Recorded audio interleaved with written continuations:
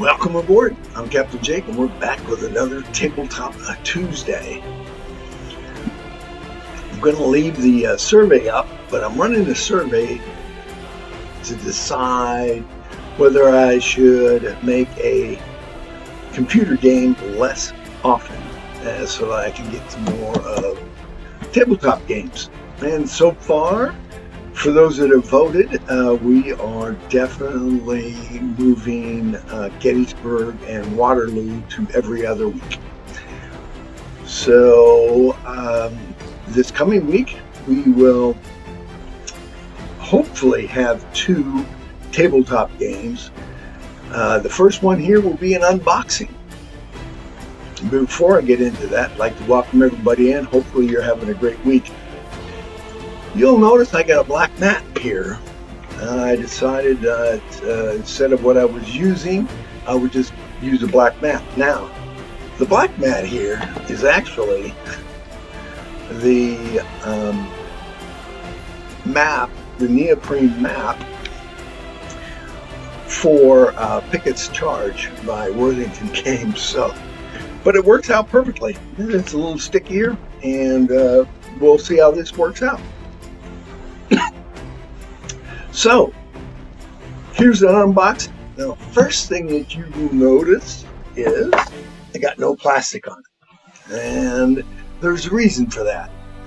I'm always honest with you guys. I forgot to turn on the mic. And yes, I have determined that the mic is on, and I'm going to check it again. Yep, mic is on. So, we'll actually have some volume this time, or audio, sorry.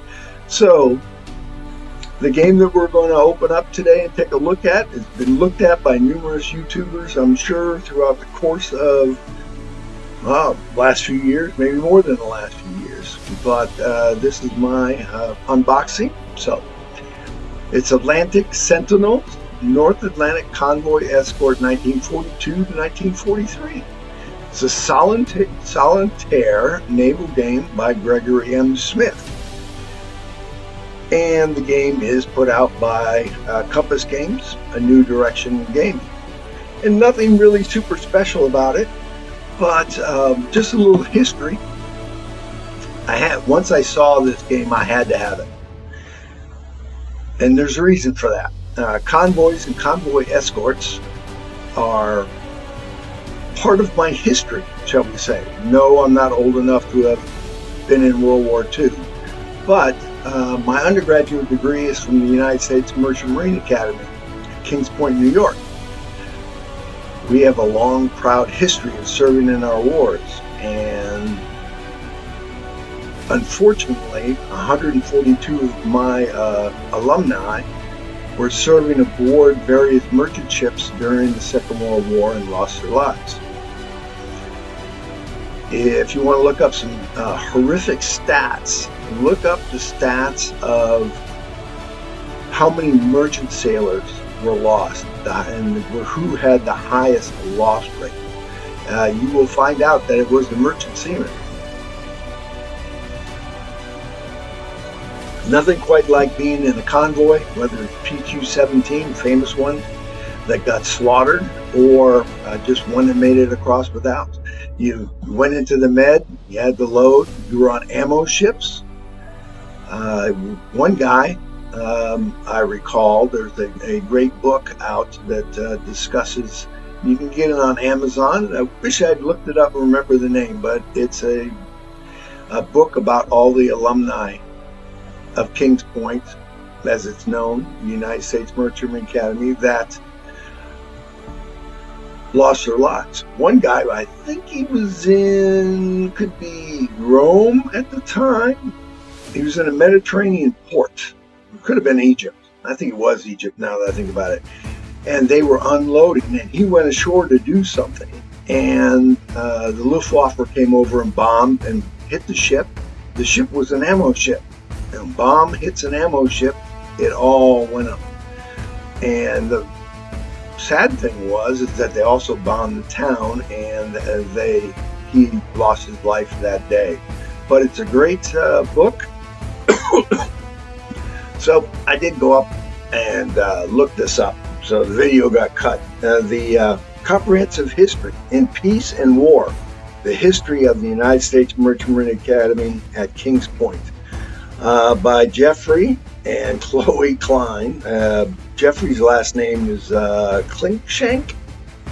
Sorry, I didn't get that right, but got it pretty close. And there are some other memoirs and some other books. Old Salt, Tales from the Childhood at Kings Point, a Kings Point cadet, a fascinating naval career. My Life at Kings Point, The Longest Days and the Shortest Years. Out the Gate in '68, it's a memoir. And Cadets at Kings Point is a historical material about the cadets in hardcover. So if you want to find out more about the United States Merchant Marine Academy and the Corps of Cadets, as it was called during the Second World War, and who manned these ships, and there were alumni cadets that lost their lives. There were also obviously graduates who were serving aboard those ships that also lost their lives. So I digress into sad, but anyway, their efforts helped win the Second World War. So let's go ahead and read the back of this here. Atlantic Sentinels. North Atlantic Convoys 1942 to 1943. Atlantic Sentinels is a solitaire tactical level game placing you as the senior officer of an escort, shepherding a convoy in the North Atlantic from attacks of U-boats. You are in command of the Convoy Escort group, composed typically of 4 to 10 escort vessels guarding a convoy on its way across the Atlantic. Your mission is to protect as much of the Allied shipping as possible while simultaneously destroying as many U-boats as possible. Atlantic Sentinels provides players with a host of decisions as they are assigned to provide protection to merchant convoys, typically ranging from 40 to 60 ships. Placement of the escorts is complicated by the size of the convoy and available assets. Additional decisions must be made regarding where to place the escorts, which are equipped with Type 271 radars, key to your defense. So the escort's going to have early radar, which is 42, kind of, it's still happy time for the U-boats, if I remember correctly. But since a lot of them did surface attacks, or if the periscope may show up by the radar, I would be surprised because of the sea clutter on the radar screen. But again, too much information. As the game progresses, their player's escort group may receive upgrades in the form of additional radars, HF/DF high-frequency direction finding equipment, and additional ships. Air support can be a key, but until the CVE Jeep carriers arrive, the black pit in the center of the Atlantic remains a high-threat area. Players will find it challenging to minimize convoy losses and keep them to an acceptable level. Players may choose any of the 19 historical escort groups, 5 British, 4 Canadian, armed with historical destroyers and corvettes. These ships include the Bravo Charlie Delta Echo class destroyers, F class destroyer, H class destroyer, Town class destroyer on American Lend-Lease. Don't know why, because they were building the Town class in England, if I remember. But that's what it says. V&W class destroyer, Treasury class cutters, River class frigates, and Flower class corvettes. And lastly, the enemy forces range from a single U-boat, typically a Type 7, but possibly a Type 9, to entire wolfpacks. Wolfpacks increase in size as they did historically and will be your major challenge. Encounters are randomly generated, ensuring no two careers will ever be the same. Weather can have an impact on operations as well as air support and crew experience. A logical but reasonable, simple set of instructions bring the U-boats in to attack you from random directions, making your initial defensive array very important. Of particular note, that game is designed to integrate with the Hunters if players wish to combine the games. Well, the Hunters, as you could probably guess, is another Compass games where you play the U-boat. So you can obviously combine the two games with the U-boat attacking the convoys and however that breaks out. That would be interesting. I've decided not to get the Hunters. There was another company made a submarine which I haven't played since I think Wolfpack on a Pentium 90 computer. That played Wolfpack, and since I currently do not have a submarine game, I chose that one. That one is also in the Pacific. Vice, you get to play as the U.S., I guess is the bottom line. That's why I chose that one. Atlantic Sentinels, North Atlantic Convoy Escort 1942 to 43 is meant to be a highly playable and interesting solitaire game covering the actions it should be of an escort group would have to deal with in fighting the U-boat peril during Convoy Escort. Again, the designer is Gregory N. Smith, artist is Nadir Arfara, project director John Krantz. So, as you could probably guess over here, complexity is 4 out of 10. Not too bad. Time scale, semi-abstract, 2 missions per month. Map scale is abstract. Unit scale, individual escorts, U-boats, and merchant ships. Number of players, 1, with that option for 2, as mentioned with the Hunters. Suitability for solitaire, 10 out of 10, as you would suspect with a solitaire game. Average time to play, 10 to 15 minutes, a single mission.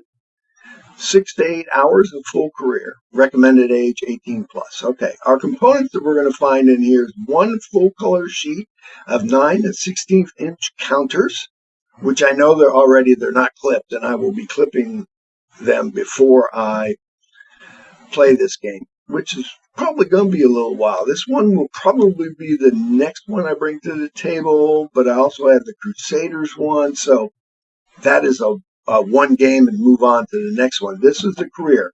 And again, whenever I do a career game, whether it's American Tank Ace or Atlantic Sentinels or some other stuff that I have that I'm going to be bringing to the table, when I start a career, I don't quit the career unless I finish the war and or get killed. That's what we're doing with a B-17 Queen of the Skies.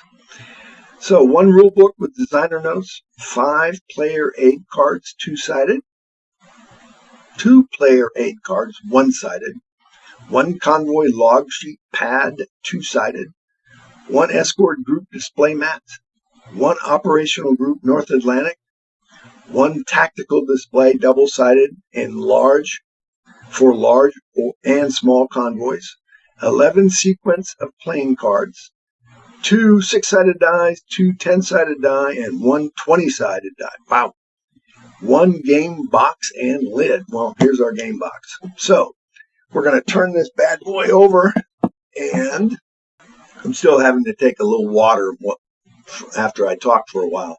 So we're going to go ahead and open this up. And when I open it up, we're going to just put the stuff off to the side, and then I'll put the cover back on. I won't repack it. I won't make you guys go through that. So anyway, as we go in here, and you can see that I've already been in here. Here's the die. We got our 2 6-sides, or 20, or 10, and what is that, 2 10s, I think it said. And the playing cards, which going through them, yesterday when I did this video the first time. They're basically sequence cards, sequence of play cards. So you prepare to play. Let me see here. Let's see. I don't know if that's going to actually focus good enough for you to see it or read it, but that's what the card looks like. So, like prepare to play. We select the escort group. It tells you references in the manual, 4.1. Prepare the convoy log sheet, referenced in 4.3. Set up the escort group map, display mat, reference 4.4. Place escort group marker in either St. John's or Londonderry. British start at Londonderry. Canadians at St. John's. So literally all these cards go through, start the mission. And I just turn these, conduct the mission, then it's encounters, combat prep, and what you have to do to get going with that, detection when you're detected or they're detected, U-boat attacks, U-boats versus the convoy, encounter sequence, and the last two are air encounter, and we go to 10. End the mission. So, and that, standard cards, nice and heavy. Gonna serve well. I'm sure you use them a lot, especially when you're first learning the game. So here we got the rules. We'll get the rules out.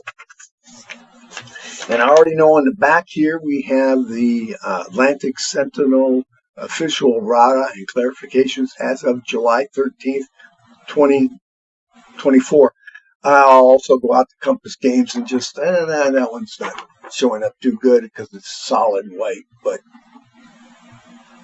I will go out to Compass Games and take a look at if this has been updated at all. But since I just got this, probably the last one that was released, and then I'll update this manual so that we have the correct reference.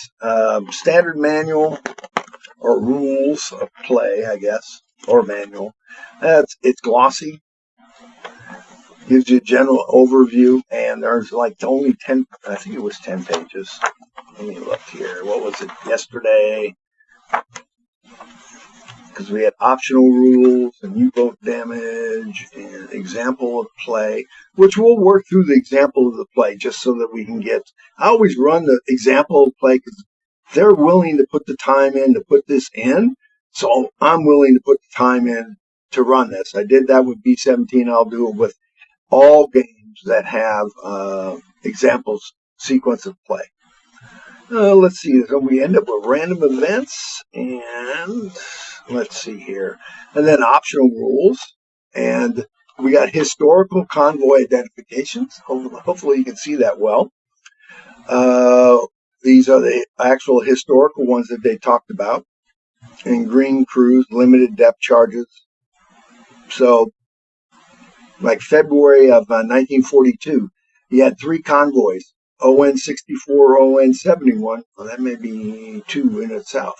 HX-173 and HX-177, SC-68 and SC-872. So it looks like 22 pages of real stuff. We got the Chart B8 U-boat damage listing. So I guess we're going to have to use that here for the U-boat damage. So good. Keep the rules handy. But as you go through the rule, it talks about the sequence of play, obviously, and how to use the radar, how to set up the game, get everything set and for you to be able to play, obviously. And then how to win the game, and then it gets into all the little nitty-gritty parts, which is retrofits, sequence of play, general procedures for combat, air support encounters, etc., and then crew advancement, because you want to keep your crew alive as well as keep as many of the merchant guys alive as you can. And so we have an index in the back, which is really nice. And then U-boat detection sequence. approach box. So I don't know what that means. Maybe we have to refer to this one also, which would seem kind of strange. And here's the counter sheets. We'll take a look at that when we get to them. So there's the rules, a total of 27 pages. Only 22 of them were really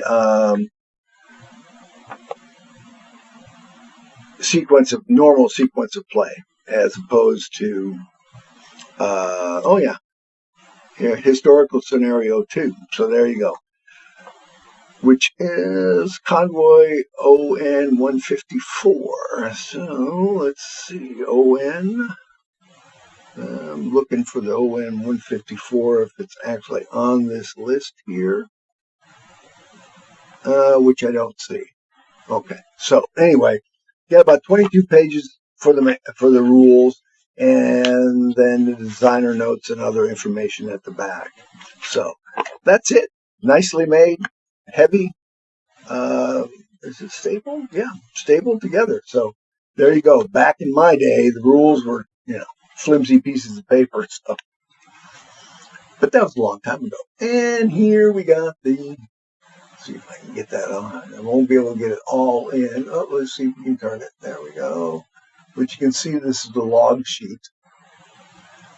So they give you a lot of these log sheets, as you can see. Probably more than I will ever use in a lifetime, because they're front-sided and back-sided. Yeah, how many escorts were lost? How many U-boats did you sink? Star indicates Canadian refit. Cross will say indicates the FIDO first available. That is the type. I think that is a type of destroyer. Don't quote me on that. But that's not until May 43. So how many tonnage, what we sank, escort group, gray box indicates check for upgrades, etc. So a lot of those, which obviously will come in very handy. All right, now we get into all of the cards. So we have our time for a drink. First one here, I didn't put them, when I put them back in here, I probably got them all out of order. But we have the M3, which gives me tankers, the tonnage in my convoy. And then chart A1, convoy assignment, encounter chart, wolfpack size charts. Then we have chart B, attacks and detections, U-boat damage, and the rules had that in there too. I'm gonna look. I'm fairly certain the U-boat had damage, or maybe that was just it looks like that was detection sequence, and then U-boat damage listings. So we have batteries, flooding, periscope. Okay, 1d6.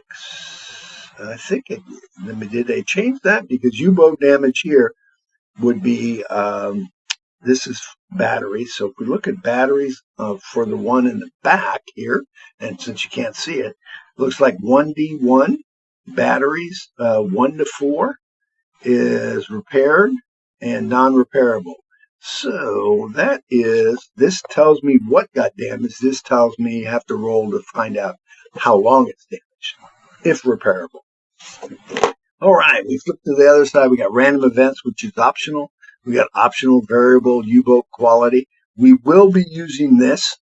We start off as green. I'm going to say they start off as green, and then we'll roll to determine what they are.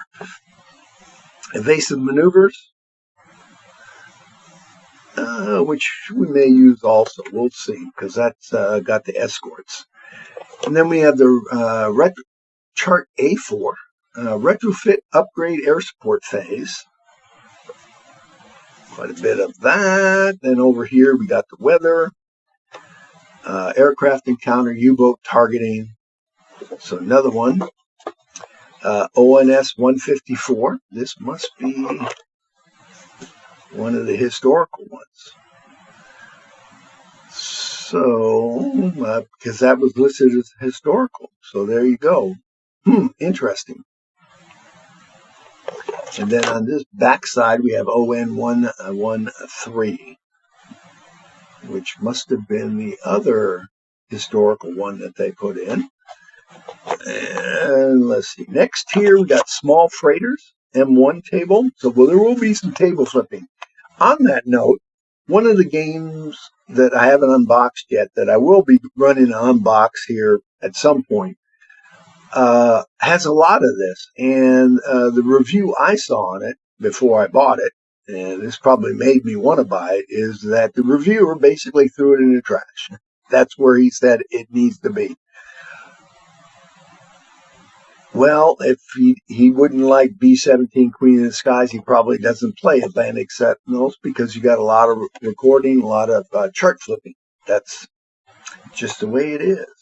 So here's B7 U-boat combat mat, and that is one-sided, and the targets, escorts, torpedoes, all the stuff I know nothing about yet. The next item we're going to look at is chart U1 current, a U-boat target. So here's the Type 7 and the Type 9, and that's single-sided also. Now we have a very heavy, is there something behind that? Yeah, I got a couple behind there. Very heavy operational map. I mean, this is a little less than 1/16. Nice and heavy, and this is where you move your marker and mark your weather. And what else can you mark on here? Convoy direction, and that is single-sided also.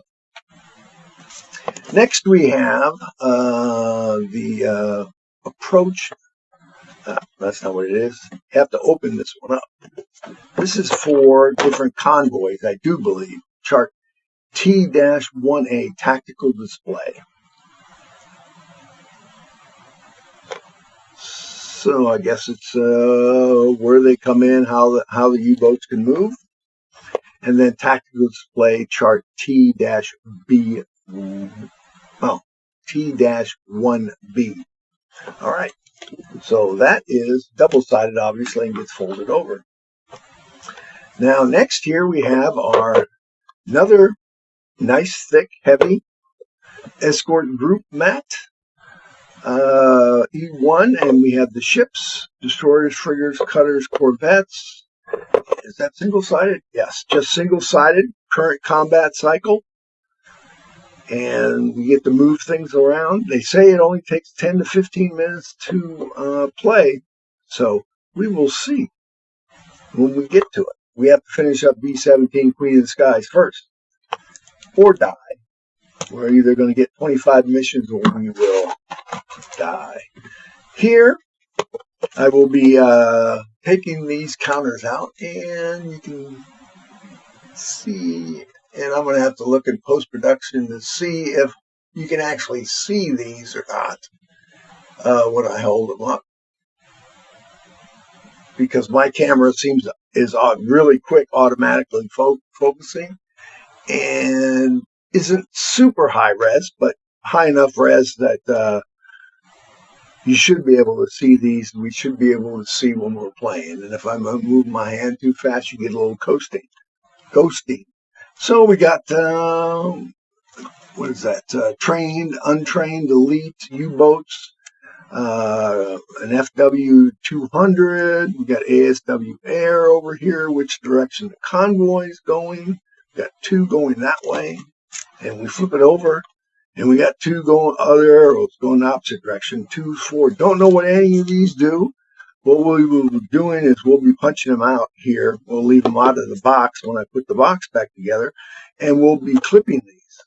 And then what I always like to cover, and they do not sponsor the videos, but it's so cool.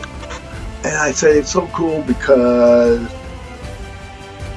I'll say back in my day, we used envelopes to begin with, and marked with Allied or Axis or whatever game we were playing, and then we went to Ziploc bags. This is a Cube for Me 1/8 inch tray, and they all come with covers. And if I get this to pop open here, they're really secure. And obviously, if you got items in this, you won't be tipping it up like this. And I'm hoping it gets a little easier to open, because right now it doesn't want me to open it. it's going. I'm not opening. There we go. So we have a thin top and just enough depth that on Cube for Me, they have a YouTuber or somebody else who has this game. They've actually taken it and set it up, put stuff in there in a somewhat of a decent order so that we can copy that or come up with our own. And that way we'll be saving the counters. And so you can see it fits in there perfectly. And if I just real quick grab everything, let's see, maybe I will put everything back in the box there. Doesn't matter what thing here, we'll leave it. I'm going to leave these out because I want to start punching these out while processing videos, etc. And you can see plenty of depth, and we can close without a problem. So this is going to be fun. I would say, bring back a lot of memories. I gave a number of lectures on convoys and convoy tactics during my time in the Navy. So, just in case, it was kind of a training exercise for fellow officers and our enlisted folks. So, anyway, we're going to bring Atlantic Sentinels to the table as soon as we finish B-17 Queen of the Skies. Hopefully you liked today's video. I'm going to leave the poll up, so if you would go out and vote how you want me to handle having more tabletop games, because I'm having trouble literally being able to get them to the table and get something recorded because of the other things that I do. So this will help alleviate that, where I'll be able to get more to the table and do more unboxing, because, don't tell my wife, but I spent way too much money at a bunch of games because they were on sale. They had Compass Games had their sale, Worthington had their sale, trying to think, GMT had their sale, all the major companies, and I'm sure I'm missing a few, Black Dog, Red Dog, and Blue Panther had a sale. Blue Panther is actually based where I live. They sent it via UPS, and I drove my car over and picked it up. So if they by chance see this, I can drive my car over and pick it up from you. So anyway, leave me a like, leave me comments. Tell me how much you hate unboxing videos and I talk too much. And we'll be back again real soon. So as always, I'm Captain Jake, wishing you fair winds and following seas. Until next time.